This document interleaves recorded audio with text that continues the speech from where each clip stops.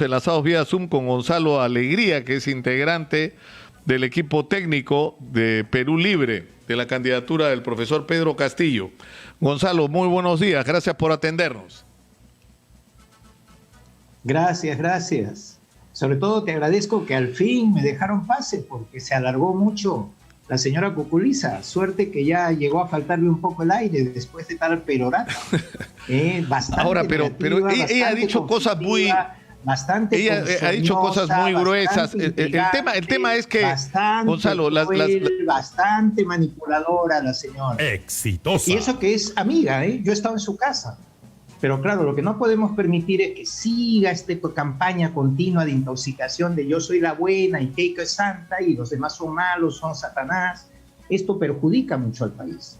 Cuando dicen, por ejemplo, que el sol se está hundiendo, la pregunta sería, ¿y quién lo está hundiendo? La campaña mediática de desinformación y de ponzoña continua del fujimorismo. Quiere decir, eso mismo lo hubieran hecho hasta con PPK.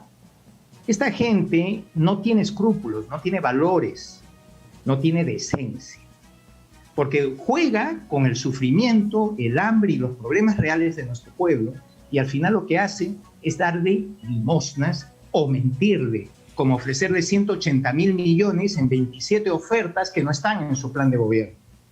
Entonces son demagógicos, son tristemente corruptos, y la gente lo sabe, que esto es todo manipulación.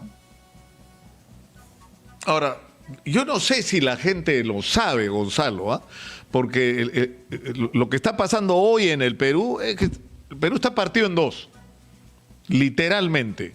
Yo te felicito, y el discurso Nicolás, de que un gobierno del profesor Pedro Castillo sería como un salto al abismo y que terminaríamos con Venezuela ha sido tomado como cierto por la mitad de la población. Entonces, lo que acaba de decir Luisa María, de alguna manera, con la pasión que la caracteriza, ¿no? Hay pocos periodistas en el Perú que están intentando ser ecuánimes y mostrar las dos caras de la moneda, ¿no? Por ejemplo, a la pobre Juliana Oxenford también la tienen fusilada muchos colectivos porque intenta mostrar las dos caras. Y tú eres otro caso heroico en una prensa que en su mayoría pues está cumpliendo un papel nefasto para el país. Y lo digo como hijo del escritor Ciro Alegría, que era además periodista. El autor del Mundo de Sánchez Ajeno vivía del periodismo. Exitosa. Y yo tengo por el periodismo un enorme respeto. Y si ustedes entran en mi página web gonzaloalegría.com, verán que en España, además de académico y banquero, tuve secciones de periodismo propias, ¿no? Entonces, yo siento por el periodismo un gran respeto, una gran estima, pero obviamente en el Perú, algunos medios de comunicación y algunos grupos mediáticos altamente concentrados en pocas manos han jugado siempre un papel nefasto en este tema electoral. Ahora, lo que sí, por lo menos a mí me genera una gran preocupación, es que, es decir, ustedes dicen, no es verdad lo que dice la gente que respalda la campaña de Keiko Fujimori, pero la pregunta es finalmente, ¿cuál es la propuesta? ¿Cuál es el papel del señor Vladimir Cerrón? Es decir, la candidatura del profesor Pedro Castillo ha ido en el marco del partido que se llama Perú Libre, que tiene un programa inscrito, un ideario y programa inscrito en el Jurado Nacional de Elecciones, y que es un programa, pues, por decirlo menos, desfasado, y que propone cosas, no sé, que aplicarlas en el Perú en este momento sería suicida. Bueno, ¿o no? Si me permites, eso es muy importante, la pregunta que has hecho, porque es lo que juega ciertos sectores que son mercantilistas, ni siquiera es la derecha. Este país se lo desayunan, almuerzan y comen unas 50 y tantas familias que controlan el país. En su época Basadre decía que 24, ¿no? Con el periodo de la República Aristocrática. Ahora hemos subido, son las 50 y tantas familias las que se consumen en nuestro país. ¿Y cuál es el problema real? Que no puede ser, no puede ser. Lo que tenemos que hacer lo que proponemos nosotros es un programa, primero a corto plazo, de 100 días, que se llama Exitosa. que se llama el Bicentenario sin corrupción. Después hemos hecho otro. Me han llamado la atención, y tienen razón en las redes, Gonzalo, por una expresión que has tenido, que ha sido poco feliz, que felizmente le faltó el aire a la señora Cuculiza para la conversación que estabas teniendo. y la señora Cucurella tiene problemas de salud.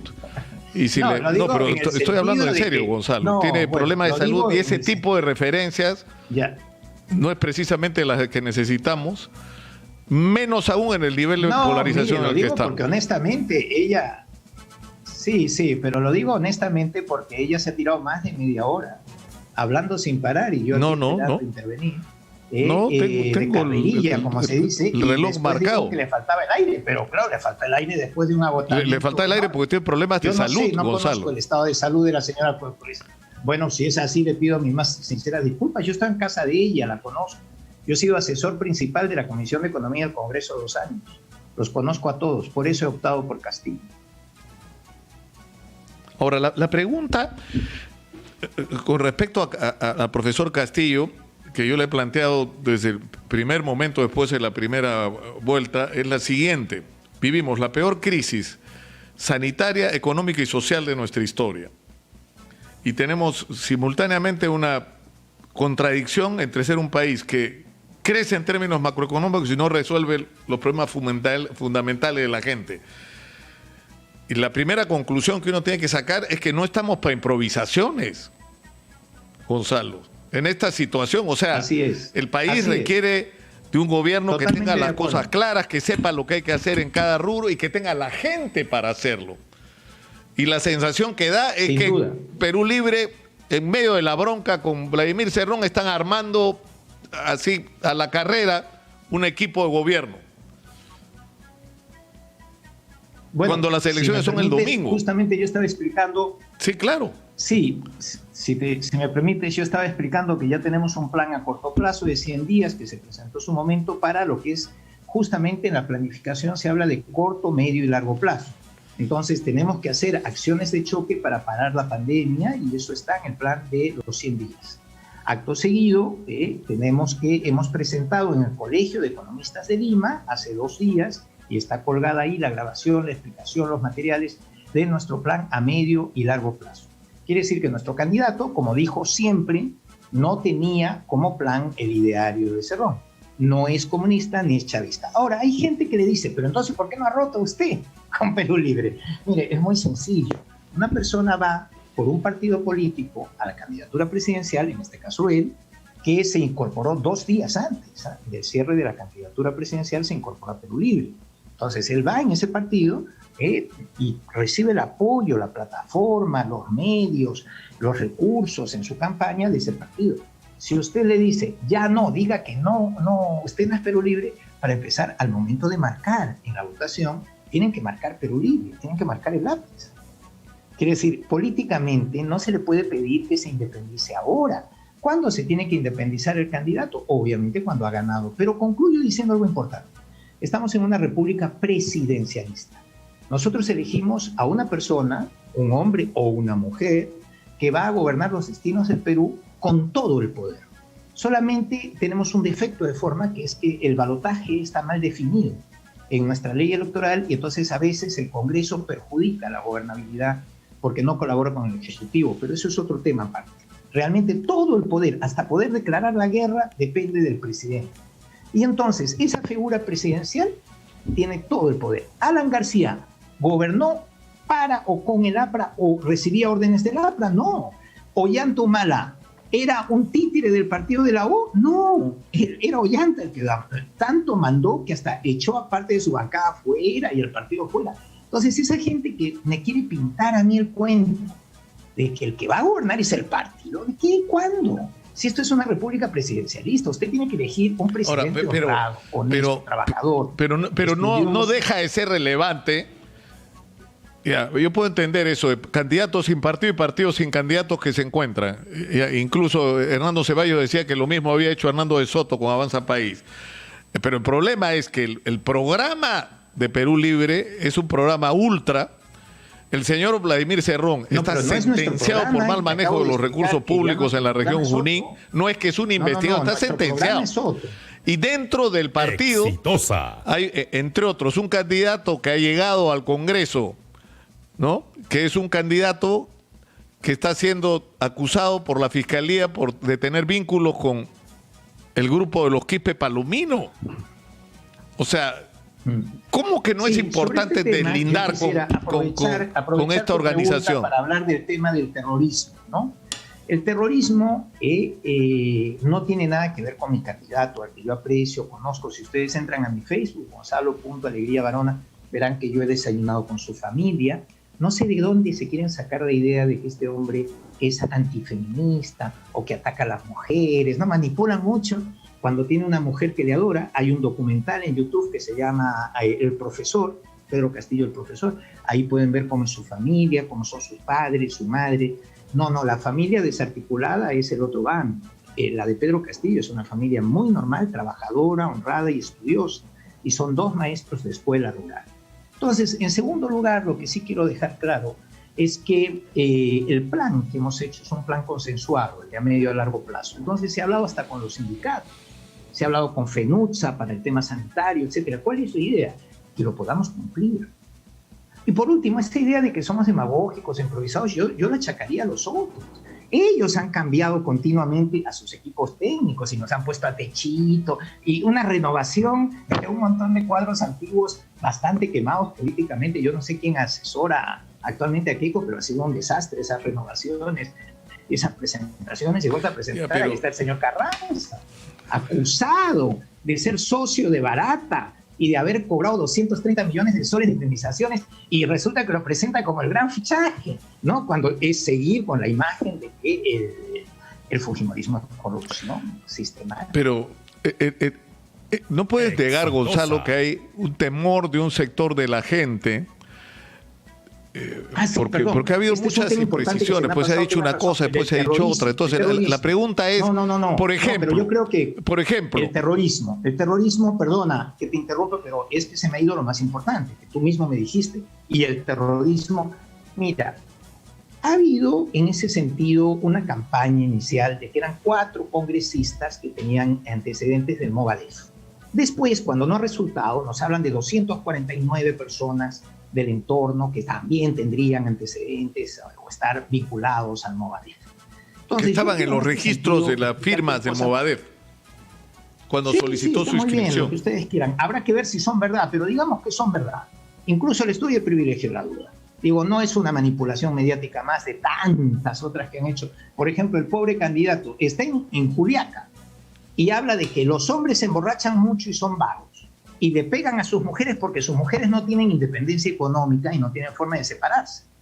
Y de eso, a lo que ha dicho la prensa o la propia Cuculiza ahora, que dice que la mujer tiene que lavar platos, eso de la mujer tiene que lavar platos lo dijo una candidata vicepresidenta de López Aliaga. No lo dijo jamás mi candidato. Quiere decir, un nivel de intoxicación y manipulación, hasta se inventan lo que dice el candidato. Entonces es triste, es vergonzoso, porque yo tengo un candidato del que doy fe, es una persona respetable, buena gente y decente. Ahora, el tema central es el terrorismo. Eso sí es una preocupación para todos, para mí también. ¿Cómo se puede ser patriota y se puede ser peruano y apoyar al terrorismo? Eso sería espantoso. Pero da la casualidad de que Pedro Castillo nunca ha sido terrorista, ha sido rondero de los que luchan en los pueblos contra el terrorismo.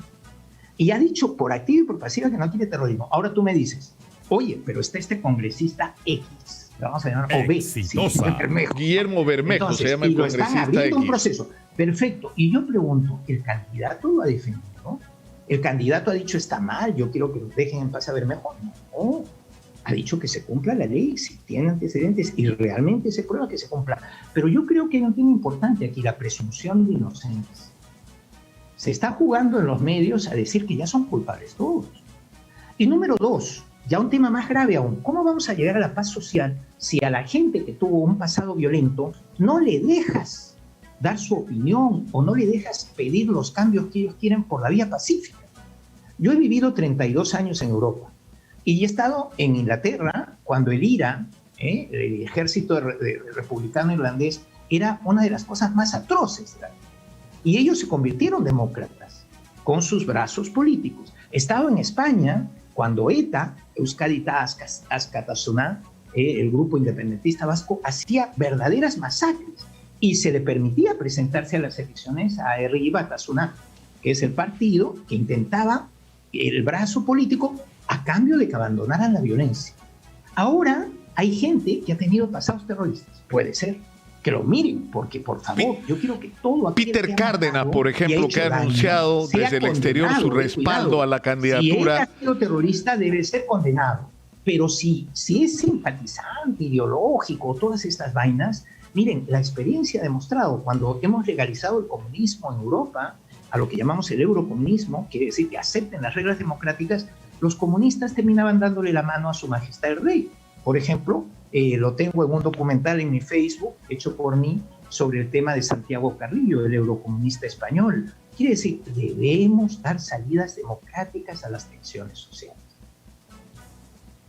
Ahora, y el tema de Peter Cárdenas, que se ha puesto en el candelero, que era uno de los dirigentes claves, que participó de manera activa en secuestros, que es cierto, cumplió su condena, pero es que son argumentos, pues, Gonzalo. O sea, claro. Dice, no tengo nada que ver. Volvemos a la idea, porque es que es sorprendente. No, yo, por ejemplo, no tengo nada que ver con el terrorismo y Dios me libre. Quiere decir, me parece espantoso, ¿no? Y a mi candidato también me parece espantoso.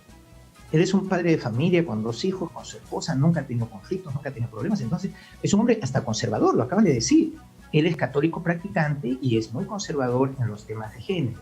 Bueno, pues es un defecto, por decirlo así, entre comillas, porque yo considero que en una sociedad plural debemos ser un poquito más abiertos. Yo he hablado con él mucho de ese tema. Su esposa es evangélica practicante y tampoco le gusta el tema de género.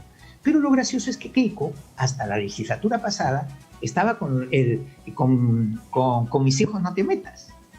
Y ahora, como toca coger voto por todas partes, ahora ella es trans, ¿no? Voto trans, voto gay. No, pues a mí me parece poco serio todo. Eso es como cuando ofreces bonos para todo.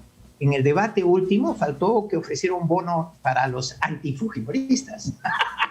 Era lo único que faltaba, porque ya había ofrecido bonos, cheque de todo. Entonces, Gonzalo, ¿qué es lo que le espera? O sea, pongámonos en la situación que el profesor Pedro Castillo gana las elecciones. O sea, ya hay un nivel muy crítico de desconfianza de parte de los grandes inversionistas, a los que me imagino tú tienes claro que necesitamos para cualquier cosa que querramos hacer en el Perú. ¿Y qué va a hacer el gobierno de Pedro Castillo con respecto a eso? ¿Cómo va a ser el manejo de la relación con los grandes inversionistas? Por ejemplo, en el tema de la minería. ¿Cómo se va a manejar eso? ¿Vamos a espantar a los inversionistas? Exitosa. Porque el temor, o sea, dicho de una manera, digamos, simbólica, ¿no? Es pasar de un país donde se reparte mal a un país donde no hay nada que repartir. Porque simplemente espantamos la inversión extranjera, tenemos mineral ahí, pero no tenemos cómo sacarlo. Y por lo tanto no tenemos a quién cobrarle impuestos ni dónde sacar la riqueza. ¿No es ese el riesgo? O sea, totalmente por de eso acuerdo, es un interrogante. ¿Qué es lo que proponen ustedes? Sí, lo bonito es que en el Colegio de Economistas de Lima, a partir de la 1:04 que termina de hablar Castilla por parte del fujimorismo, yo explico este nuevo plan. Lo digo porque la gente después para leer es muy mala, ¿no? Entonces, lo mejor que pueden hacer es ver el vídeo que hemos colgado explicativo de en qué consiste el plan de gobierno a medio y largo plazo, que está en el CEL, C-E-L, Colegio de Economistas de Lima, porque yo soy economista y sociólogo y estoy colegiado aquí y en España, donde ejercí muchos años en los 2 colegios, ¿no? Entonces, ¿qué tenemos? Mira, número 1, lo que proponemos es el patriotismo económico, un socialismo de mercado. El socialismo de mercado ha dado excelentes resultados en China y en Vietnam. En Vietnam han salido de la pobreza en 14 años, del 52% de pobres a un 7%. Han recibido inversión extranjera directa de empresas occidentales por $310 mil millones. Y para colmo, han multiplicado sus exportaciones 80.4 veces. No como nosotros, que subimos un 6%, entonces en la dinámica, pues en 10, 15 años puedes estar en un 100%. No, ellos 840 veces. 840 de crecimiento. Y entonces, ¿cuál es la historia de esto? Hay que buscar las experiencias de éxito. Mira, a mí cuando me dicen, ustedes van a ser, como son, se declaran socialistas, van a ser como Venezuela. No, un momentito, por favor. Venezuela es el 37º, 37, para entendernos, país más pobre del mundo. Y los 36 anteriores se declaran capitalistas liberales.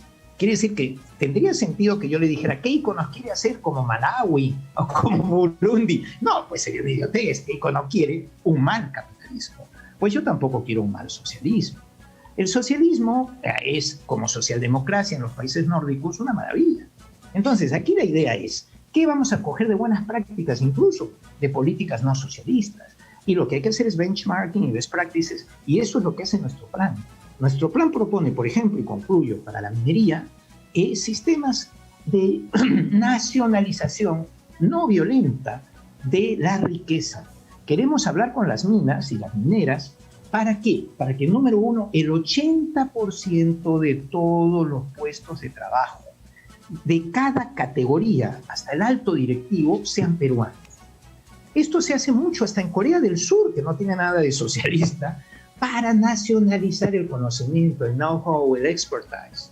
Por ejemplo, JVC, Japan Venture Capital, fue invitada en política de oferta, regalándole préstamos, regalándole terrenos, dejándole muy barato todo a Seúl. El 80% de sus ejecutivos coreanos, era una de las condiciones. A los 15, 20 años se independizaron, capitalizados intelectual y económicamente esos coreanos, y crearon Life is Good, LG, que hoy por hoy es la primera del mundo. Entonces, lo que nosotros queremos es nacionalizar la riqueza, que se vuelva peruana, no verla pasar. Queremos que las mineras, por ejemplo, hagan minerometalurgia y hagan derivados del filamento de cobre, como por ejemplo la Codelco, la empresa minera número 1 de Chile en cobre, que por cierto es estatal. ¿Qué significa eso? ¿Que se va a crear, que se van a crear empresas mineras del Estado? Exitosas. No queremos estatal. Sí, dime, perdón. ¿Pero se van a crear empresas mineras estatales? No, justamente te estaba diciendo que a diferencia de Pinochet, que Pinochet era ultraliberal y no obstante la creó y le dio un buen resultado. Codelco es una de las grandes empresas mineras del mundo. Nosotros no estamos planteando un sistema estatal minero. Estamos planteando que las empresas mineras tienen que admitir que tienen que compartir negocio y hacer más negocio. Entonces, por ejemplo, queremos que en esa ampliación de capital necesaria para hacer minerometalurgia y todo eso, el 20% de las acciones que tienen las mineras en el Perú pasen a capitales peruanos. Claro, como vas a ampliar capital no es tan traumático. Y esos capitales peruanos pueden ser empresas privadas, empresas públicas, etc. Estas medidas, que a otros les sonarán tal vez de izquierda, pues resulta que no solo las hace China con cualquier inversión extranjera, las hace para la minería Canadá. Entonces, lo que nosotros queremos, y como equipo técnico confiamos, es hacer más justo el mercado peruano. Hay empresas, no voy a decir marcas para que no se queden conmigo, que tienen el 62% de la harina, el 70% de los fideos, el 83% de las cadenas farmacéuticas. Eso está mal, es malo para el país. Y si abrimos al mercado para que sea un mercado popular, una economía popular, va a ser mejor para todos y vamos a lograr más crecimiento. Las empresas tienen que producir más, cobrando menos por unidad producida.